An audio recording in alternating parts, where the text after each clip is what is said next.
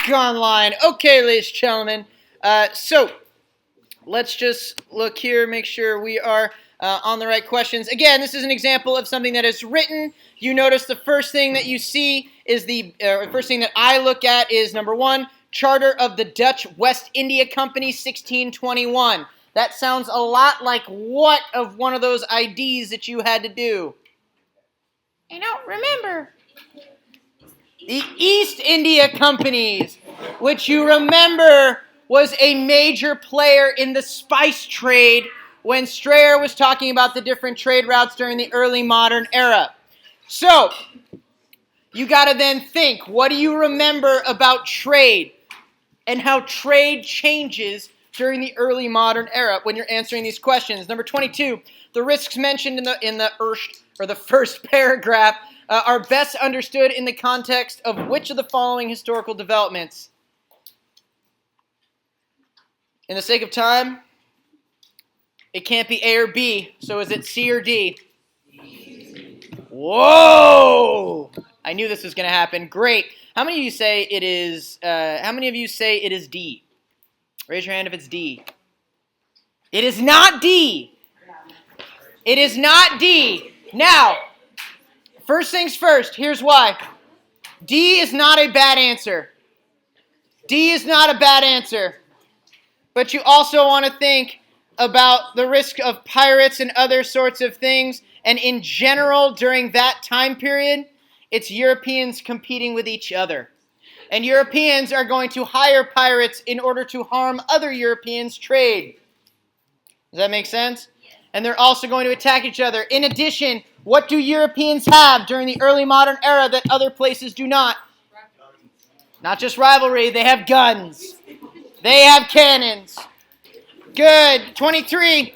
The privileges and exemptions mentioned in the second paragraph of the passage are best seen as an example of which of the following. If you say A, just good.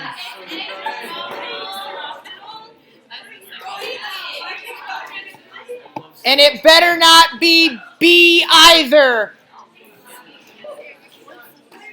So, back. It's either C or D. Now, Mr. Oftedal sang for you a lovely song about laissez-faire economics, which would make it not correct. Because the song that I sang was what? Was Let It Be. And this is the government granting a monopoly over the economy, which is the government not letting it be. So therefore, it has to be mercantilism. Ladies and gentlemen, if you can't remember what mercantilism is, we're going to go over it a little bit. But if you can't remember what mercantilism is, listen, if you're talking, you're distracting others. If you can't remember what mercantilism is, then you just need to remember that it is the economic theory for European trade. And it's the reason why Europeans are trying to get access to trade routes during the early modern era. That will turn into capitalism or laissez-faire economics during the modern era. Georgia. That was right after the French Revolution. Well, that is right during the French Revolution. That's Enlightenment thinking. Good. The number 24, organizations of this type created by the Charter most directly contributed to which of the following developments in the period of 1450 to 1750? Somebody said it. It is B. That was pretty good. You got that one? Now, ladies and gentlemen, quick answer. Quick answer here. Why is it B? Abigail, say it.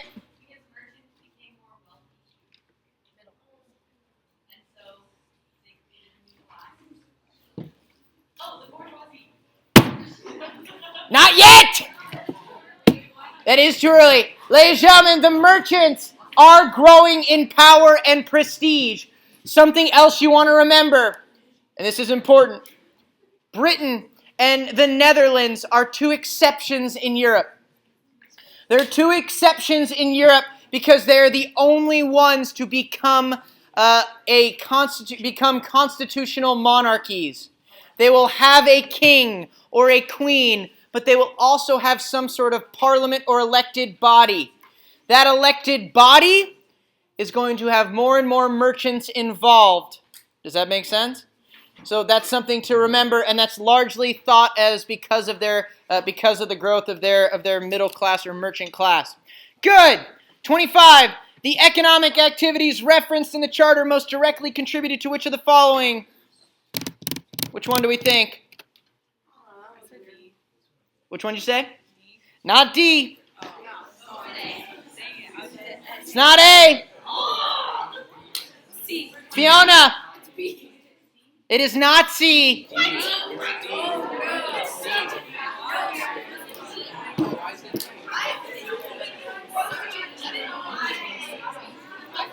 Back here. Ladies and gentlemen. Ready? That one is a tough one, and here's why. We largely don't talk about Europe. But one thing that you have to understand is the early modern era is kind of a flourishing of creativity and artistic tradition. The early modern era is going to see the first ever pop music. Now for you, that sounds insane because you have people like Mozart and Beethoven who are pop artists, right? And you're like, what? That doesn't make sense. Their songs are like way longer than 30 seconds, and they don't ever cuss once. So, pop music comes about at this time because of the increased wealth of Europe. More people have cash in their pocket, and so it's not only the rich elite who are paying for and sponsoring art. It's the first time where people are beginning to pay to go to concerts or pay to go to art galleries instead of just concerts being held in wealthy people's homes. Does that make sense? That's not just a European phenomenon. That happens in the Mughal dynasty. That happens in the Ottoman Empire. That happens in the Safavid Empire. That happens in China, in the Ming dynasty. You see the development of more people having extra cash flow and their ability to spend money on things that they want, like art, architecture, music, etc.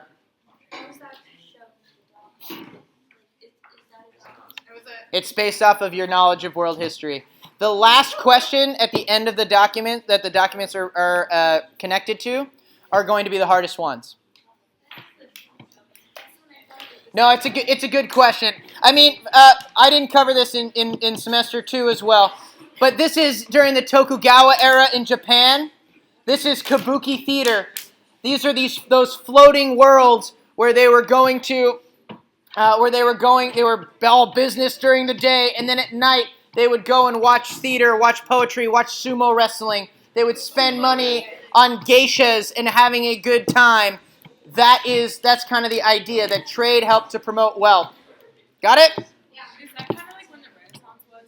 It's right at the end of the Renaissance. So exactly. The Renaissance a little bit before, but yeah. Good. Questions on the multiple choice? Okay. So ladies and gentlemen, here's what we're going to do. We're going to move on to our review section, and particularly the Prezi that I'm going to be going through during this time. So if you want to have notes out, you can. Now again, this is up on that Neo page under the resources. However, if I were you, I'd be listening, and anything that sounds like, what? You should probably write down. In addition, I want you to ask me questions. I'm not expecting to just be up here talking the entire time. So if you have a question, please ask it, because it'll just make this time better. So, as we look at this next time period, and our next time period is the early modern era, we are going to see the intensification of interconnectedness. And we're going to go from the post-classical era and hemispheric integration into what? Globalization. Because what happens that all of you entered into world history and already knew? Columbus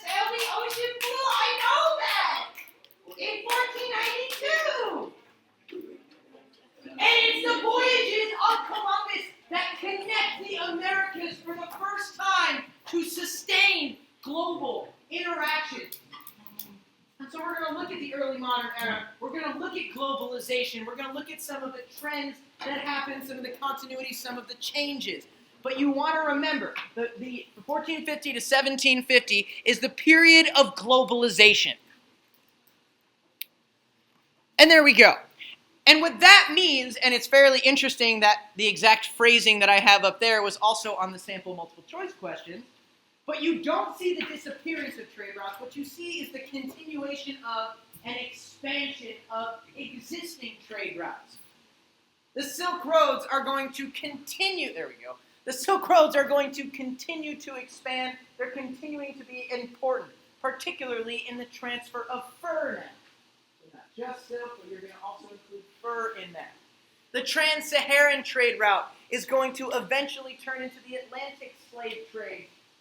You're going to see a little bit less of gold salt, and you're going to see an increase of slaves.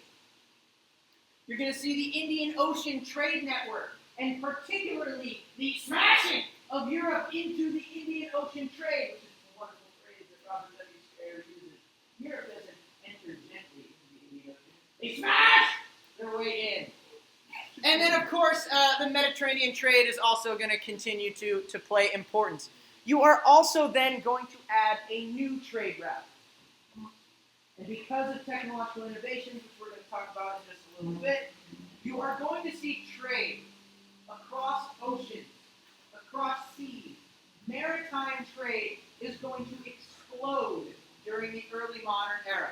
This is going to be the era of boats, which means it's going to be the era of bulk commodities, and with more and more trade goods being traded, you're going to see new economic policies, new economic practices. This is the first time that you see insurance. This is the first time you start to see piracy on a global scale. Yes, it's something that I wish we talked more about in this class, but holy pirates. There are pirates everywhere, and like I said, there were professional pirates that were hired by governments in order to wreak havoc on others. Sir Francis Drake is one of those. In fact, there was also interesting fact. I live up in Buellton, and as I was, my parents were here visiting over spring break. And my parents were visiting, and so they wanted to go to that Vista spot on the Gaviota Coast, which is I don't ever stop at because I live here.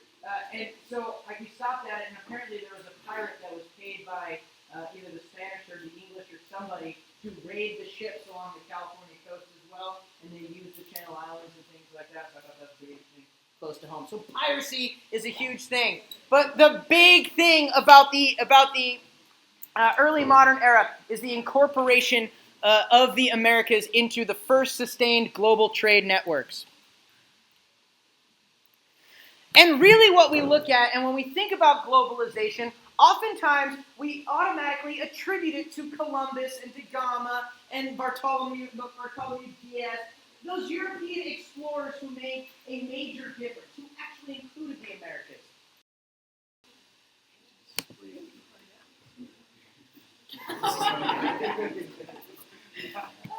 And we're back! Good!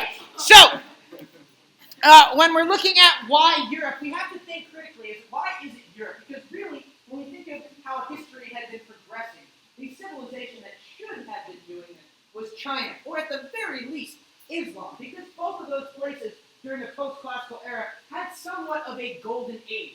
China was the one who was inventing the mechanical clock, movable type, and the compass.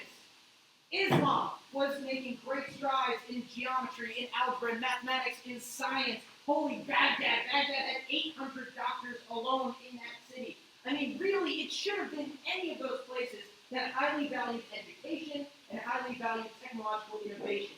But no! It was backward, bubble-scum Europe that comes to be the dominator during the, major influencer during the early modern era. So why is it Europe? Well, one of the biggest reasons is China backs out. China decides not to, because we know China absolutely had the capability. You have, and the most notable example is, number one, the Ming Dynasty becomes one of the most centralized and the most well-organized governments during the early modern era. It becomes extremely wealthy. After they kick out the Mongols, boom, using gunpowder technology in the Red Turban Rebellion, not to be confused with the Yellow the Red Turtle Rebellion, you see China for the Chinese being developed in China under the Ming Dynasty. And the Ming Dynasty brings back the Confucian Civil Service exam, brings back centralization, and brings back stability. One of the things that they also do is, in order to show their dominance and show their pride, they go out and use the tribute system to show others that they are boss. What better way than to go travel around the Indian Ocean and show off your massive Chinese jumps? And those jumps are going to be those big, huge ships that Admiral Zheng He, who happened to be a Muslim eunuch, which is right there, right? And he's a Muslim eunuch who was in control of this massive fleet. So while Columbus has a fleet of 3 ships, Tommy Folk is, while Columbus has a fleet of 3 ships, Zheng He was going with hundreds of ships. In addition, the galleons of Europe was about the third of the size of these massive Chinese jumps. And Zheng He was sailing around the Indian Ocean, essentially forcing, strong-arming other civilizations to enter into a tribute relationship with China. It wasn't to expand trade, it wasn't to conquer, it was just to walk around and flex their pecs. That's all they wanted to do. And that actually brings a lot of trade to China, and it also whets the appetite for people all around the world to continue to demand Chinese goods. In addition, I do have it up here. In addition, I think it's really cool is that Zheng He's ships are so massive that they bring back animals from Africa, and there's a zoo that is set up in China, in the capital of China, so that the emperor can see all these exotic animals from far away. I believe they also had a rhinoceros in there as well. I mean, that's pretty awesome. There's no Columbus galleon that's going to have a giraffe on it. But China in the Ming Dynasty largely backs out. China, after Hong Wu dies and after Zheng He is done exploring, they largely just decide to discontinue it. And in fact, the Ming Dynasty is the first to really try to isolate China, to limit foreign trade. And by doing so, they made the decision to exit out of the Indian Ocean. If it wasn't for China exiting out of the Indian Ocean because of the Ming Dynasty's decision, Europe would never be able to smash their way in. So with China exiting out, Europe was then able to enter in. In addition, Europe is borrowing a lot of Islamic and Chinese technology. Europeans could not have figured their way around the tip of Africa without the compass, without the astrolabe, without other sorts of technological innovations that they were borrowing from Islam and which Islam got from China. So it's the development of new and improved technology. That also includes the development of these galleons and the combination of lateen sails and square sails, so that you can continue to sail in whatever weather as long as there's some wind. Connor, you can go whenever you need to go. That's okay, Connor. I appreciate you asking. And now everybody knows Connor went to the bathroom during the review. Okay, so in addition, one of the things that spurs Europe into doing that, and Megan, you mentioned this earlier, is those competition between those small little competing states. Most other civilizations at this time are larger. They're unified. They don't need to compete as much. Europe is constantly competing with each other. And by 1450, they're not done killing each other, but they're getting closer to being done to killing, of course, until World War I. But they're getting to a time of more extended peace. And these empires these small states, competing states, are within themselves becoming more centralized. This is the time period of the absolute monarchies, which I'm also going to be going. I'm sure we'll talk about the best calves in Europe, Louis XIV, as the Sun King and the best example of a absolute monarch. But they are competing with each other, and with the absence of political competition, they want to compete with each other economically. And other merchants have a certain amount of wealth that one could have. And in order to increase your share, you had to take away from another person's share. When I say person, I mean country. And so these European states saw themselves in this battle between who can get a bigger piece of the pie of wealth, which is slightly dramatic. And then lastly, you have a close relationship between merchants and kings. one of the ways that kings increase their own power is to try to make alliances with merchants. Because if you are a king, your biggest rival is the nobility. Because the nobility have the money to raise an army and kill you. But with merchants, you give special relationships to merchants, you then have another ally and a way of increasing your wealth through relationships between the economy, the traders, and the king, in order to increase your wealth, your ability, and your status. So that decreases the power and influence the nobility has over you, and that increases your own power. Does that make sense? Thank you, Lacey. At least one person got there. Good! European entrance onto the global stage. So the first thing that I want you to know is that Europeans don't just go from one day randomly sailing around Africa to all of a sudden playing a major role. It does happen over time, and you see that it kind of has a couple of different sections to it. The first is that you're going to see the development of trading post empires. The first European state to begin to do exploration is Portugal. Portugal, perfect for this. Number one, they're right here on the very tip of Europe. You can actually go to a place in Portugal that used to be considered the end of the world. And in addition, they're also close to the northern tip of Africa, in which they had been introduced to one of the biggest evils mankind has ever known, sugar. And as they got to know Arab, especially sugar plantation methods, they began to get a sweet tooth, and they began to demand their own places to grow sugar. And so Portugal begins to conquer the islands off the coast of Africa and set up sugar plantations. But thanks to largely the developments by Prince Henry the Navigator, who was a wealthy prince of Portugal who also ran a navigational school, they began to learn new navigational techniques and sail around the coast of Africa. Typically, they stuck pretty close to the coast, until you see Bartolomeo Diaz rounding the tip of Africa and Vasco da Gama stopping his way across Africa and making it all the way to India. As the Portuguese were doing this, they were not going out for extended periods of time. Oftentimes, they were stopping along the way. As they stopped, they developed these trading posts. Quite literally, trading posts. Just big, massive stone buildings with cannons on all sides. Because Europeans did not want to get off their boats in Africa. Because Africa was known as the European graveyard. Because Europeans had no immunity to African diseases. And so Europeans wanted to either stay on their ships or be right on the edge in their fortresses. But what this did is it gave them a place in order to enter into trade, which will eventually turn into the slave trade. These trading posts are going to pop up at first on the western coast of Africa, but then eventually the eastern coast of Africa and into India.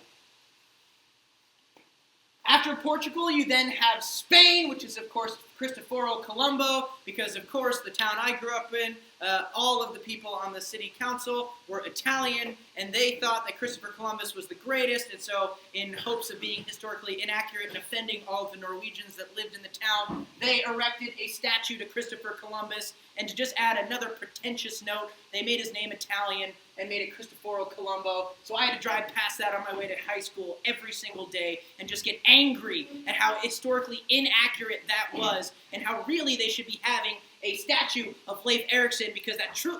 Anyway, Christopher Columbus was the first to discover the Americas, and the Spanish are also going to be looking for a way around and to defeat the Portuguese. The Spanish, in a way to utilize the silver that they are discovering in the Americas, which we are going to talk about in a little bit, are also going to conquer the Philippines. And one of the things I want you to understand about the Philippines is, remember, the Ming Dynasty in China limited European trade. They actually did not allow Europeans to trade with them except for two ports. And that was heavily regulated. In fact, Cao Cao, the emperor,